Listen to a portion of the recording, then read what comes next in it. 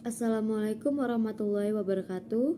Perkenalkan, nama saya Mele Marvianti dari kelas 12 Akuntansi 1. Di sini saya akan membawakan materi adab berpakaian bagi umat muslim. Pertama-tama saya panjatkan puji berserta syukur atas kehadirat Allah Subhanahu wa taala yang telah memberikan beribu-ribu nikmat kepada kita. Tidak lupa sholawat dan salam tercurahkan kepada Nabi Muhammad SAW, keluarganya beserta para sahabat-sahabatnya. Yang saya hormati Ibu Hajah Herlina selaku Kepala Sekolah SMK Negeri 7 Kota Bekasi, Bapak Bae Budiman selaku Wakil Kepala Sekolah SMK Negeri 7 Kota Bekasi, Ibu Ana Kholila Siregar selaku penguji, Ibu Reni Retnowati selaku Wali Kelas 12 Akuntansi 1, serta Dewan Guru dan staf tata usaha SMK Negeri 7 Kota Bekasi. Di bulan Ramadan yang penuh berkah ini, banyak sekali yang saya lihat tidak memperhatikan adab dalam berpakaiannya. Contohnya kaum perempuan yang tidak malu mempertontonkan auratnya, tidak berpakaian sopan selayaknya budaya ketimuran yang makna dan juga beretika. Ada pula contoh laki-laki yang tidak malu juga mempertontonkan auratnya dengan memakai celana kurang bahan yang memperlihatkan auratnya. Sewajarnya, seseorang itu memakai pakaian yang sesuai karena pakaian sopan dan menutup aurat adalah cermin seseorang itu muslim yang sebenarnya.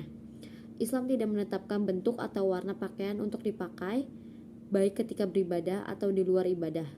Islam hanya menetapkan bahwa pakaian itu mestilah bersih, menutup aurat, dan sesuai dengan akhlak seorang muslim. Di dalam Islam ada garis panduan tersendiri mengenai adab untuk lelaki dan wanita, yaitu pertama, menutup aurat. Bukan hanya wanita yang wajib untuk menutup aurat, melainkan lelaki juga wajib untuk menutup auratnya. Aurat lelaki menurut ahli hukum ialah daripada pusat hingga ke bawah lutut. Sedangkan aurat wanita pula ialah seluruh anggota badan kecuali wajah dan telapak tangannya. Rasulullah SAW bersabda bermaksud paha itu adalah aurat. Hadis riwayat Bukhari. Yang kedua, pakaian tidak menampakkan tubuh. Banyak sekali orang-orang di zaman kita memakai baju tapi telanjang. Maksudnya yaitu dia memakai baju namun memperlihatkan bentuk tubuhnya sehingga menampakkan auratnya dan tidak memenuhi syarat menutup aurat. Dan juga memakai pakaian yang jarang di mana malah merangsang nafsu orang yang melihatnya. Rasulullah SAW bersabda yang artinya, dua golongan ahli neraka yang belum pernah aku lihat ialah satu golongan memegang cemeti seperti ekor lembu yang digunakan bagi memukul manusia, dan satu golongan lagi wanita yang memakai pakaian tetapi telanjang dan meluk-lukan badan, juga kepalanya seperti bonggol unta yang nunduk. Mereka tidak masuk surga dan tidak dapat mencium bau surganya, walaupun bau surga itu dapat dicium dari jarak yang jauh. Hadis riwayat Muslim. Ketiga, pakaian tidak ketat. Tujuannya adalah supaya tidak kelihatan bentuk badan yang merangsang lawan jenis untuk bermaksiat. Yang keempat, menimbulkan perasaan riya. Rasulullah SAW bersabda, siapa yang melabuhkan pakaiannya karena perasaan sombong, Allah Subhanahu wa taala tidak akan memandangnya pada hari kiamat. Dalam hadis lain, Rasulullah SAW bersabda bermaksud, siapa yang memakai pakaian yang berlebih-lebihan, maka Allah akan memberikan pakaian kehinaan pada akhir kiamat nanti. Ahmad, Abu Daud, An-Nasaiyah, dan Ibnu Majah. Yang kelima, pakaian lelaki dan wanita berbeda. Maksudnya pakaian yang khusus lelaki tidak boleh dipakai oleh wanita. Begitu juga sebaliknya. Rasulullah SAW mengingatkan hal ini dengan tegas sabdanya yang artinya, Allah mengutuk wanita yang meniru pakaian dan sikap lelaki, dan lelaki yang meniru pakaian dan sikap wanita. Bukhari dan Muslim. Beliau SAW juga bersabda, Allah melaknat lelaki berpakaian wanita dan wanita berpakaian lelaki. Abu Daud dan Al-Hakim. Yang keenam, larangan pakaian sutra untuk lelaki. Islam mengharamkan kaum lelaki memakai sutra.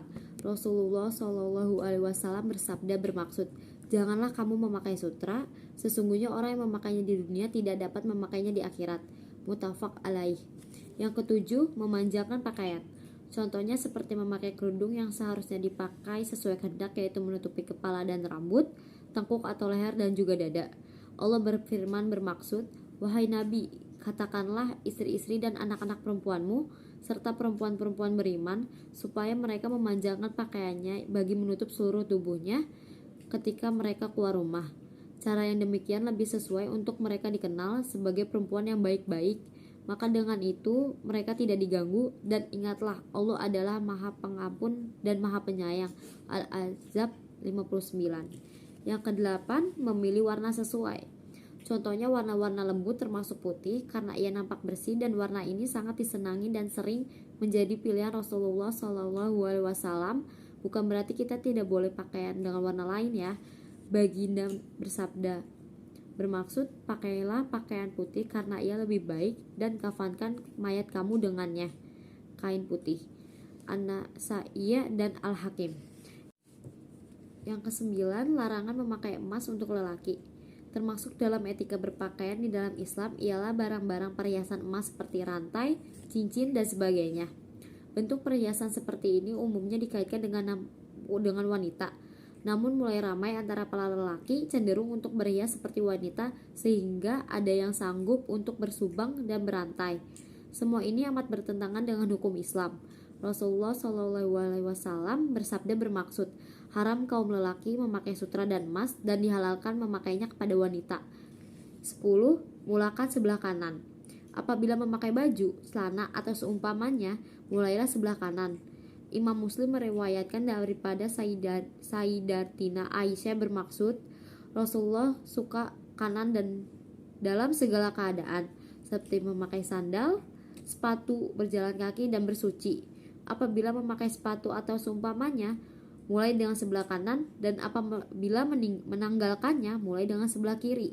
Rasulullah SAW bersabda bermaksud, apabila seorang memakai sendal, mulainya dengan sebelah kanan, dan apabila menanggalkannya, mulai dengan sebelah kiri, supaya yang kanan menjadi yang pertama memakai sendal dan yang terakhir menanggalkannya. Riwayat Muslim. 11. Lepas membeli pakaian. Apabila memakai pakaian baru dibeli, ucapkanlah seperti yang diriwayatkan oleh Abu Daud dan At-Tirmizi yang bermaksud, ya Allah, segala puji bagimu, Engkau yang memakainya kepadaku, aku memohon kebaikannya dan kebaikan apa-apa yang dibuat baginya. Aku mohon perlindungan kepadamu daripada kejahatannya dan kejahatan apa-apa yang diperbuat untuknya. Demikian itulah datang daripada Rasulullah. Yang terakhir yaitu 12, berdoa. Ketika menanggalkan pakaian, lafazkanlah pujian kepada Allah yang mengkaruniakan pakaian ini untuk menutupi auratku dan dapat mengindahkan diri dalam kehidupanku. Dengan nama Allah yang tiada Tuhan melainkan Dia, sebagai seorang Islam, sewajarnya seseorang itu memakai pakaian yang sesuai menurut tuntutan agamanya. Karena sesungguhnya pakaian yang sopan dan menutup aurat adalah cermin seorang muslim yang sebenarnya.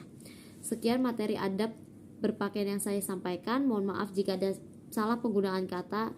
Wassalamualaikum warahmatullahi wabarakatuh.